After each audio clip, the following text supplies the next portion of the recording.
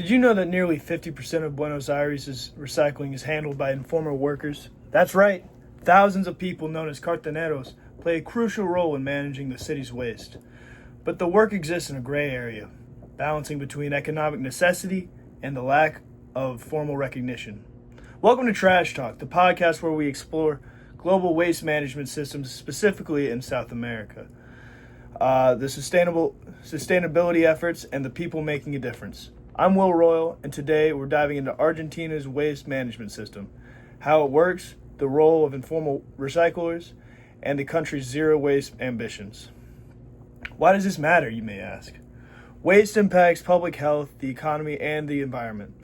Understanding Argentina's approach offers insight into global waste management challenges and potential solutions. Let's jump in. Let's start by talking about the circular economy. A circular economy is a system that reduces waste by reusing, repairing, and recycling materials. Instead of a take, make, dispose model, it promotes sustainability by keeping resources in use for as long as possible. This system is extremely foreign to the United States.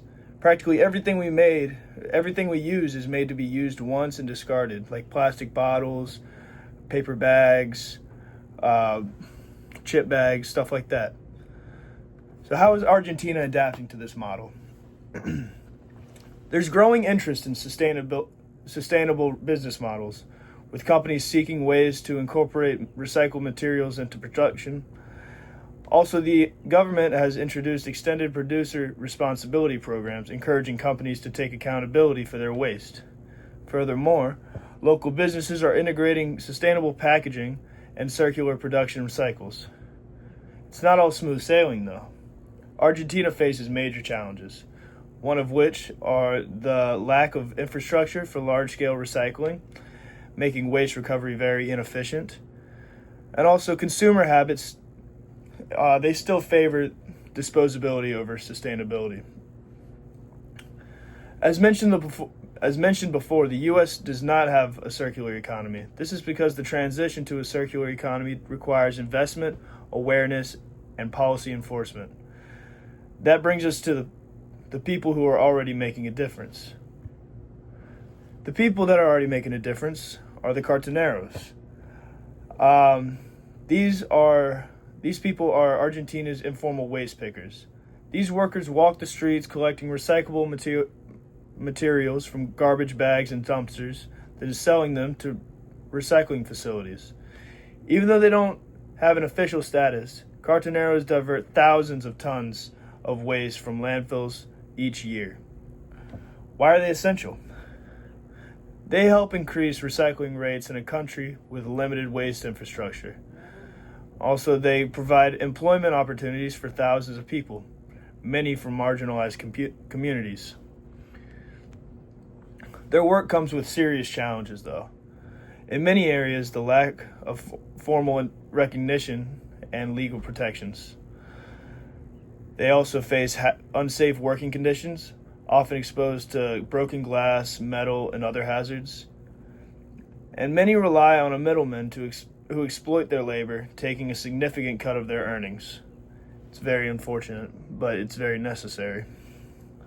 Latin American studies expert Caroline Ann Sternberg explains that Buenos Aires has regulated cartoneros into legal but highly controlled roles, saying the neoliberal urban governance of Buenos Aires has mobilized different rhetoric and policies to negotiate the waste pickers' disturbing and dirty presence in the street.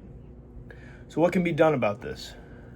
Some solutions include integrating informal workers into the formal sector, creating cooperatives, and ensuring fair wages.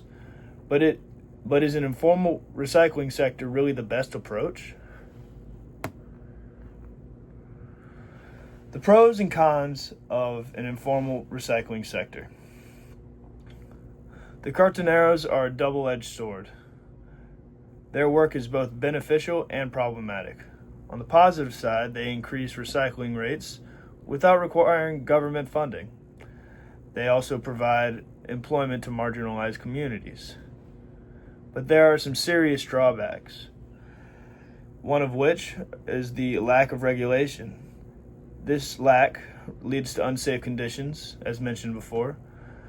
Researcher Parizeau points out that the cartoneros are susceptible to cuts from glass or rusty metal, broken bones, infection, respiratory problems, and traffic accidents as they sort through trash 5 to 6 times a week.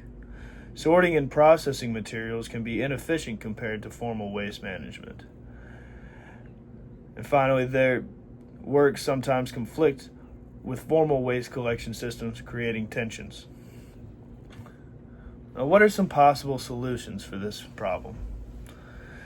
Governments could integrate informal workers into formal recycling programs, support cooperative models, and provide safer working conditions. But Argentina has already tried to tackle waste management on a national scale. Let's look at the Zero Waste Framework. In 2005, Argentina introduced its Zero Waste Framework, a law designed to reduce landfill waste and boost recycling. Sounds great, right? Well, the reality has been more complicated. The goals were ambitious, but enforcement has been weak. While some initiatives have improved, economic interests tied to landfills have slowed progress. There's a disconnect between policy and practice, making real change difficult. And many call for stronger government action and more corporate responsibility in waste reduction. However, there are new efforts to revitalize this initiative. This includes improving recycling programs, better integrating the informal sector, and promoting sustainability at a higher level. Only time will tell if Argentina can fully embrace the zero waste vision, but if they are able to achieve it, it would be great for the program.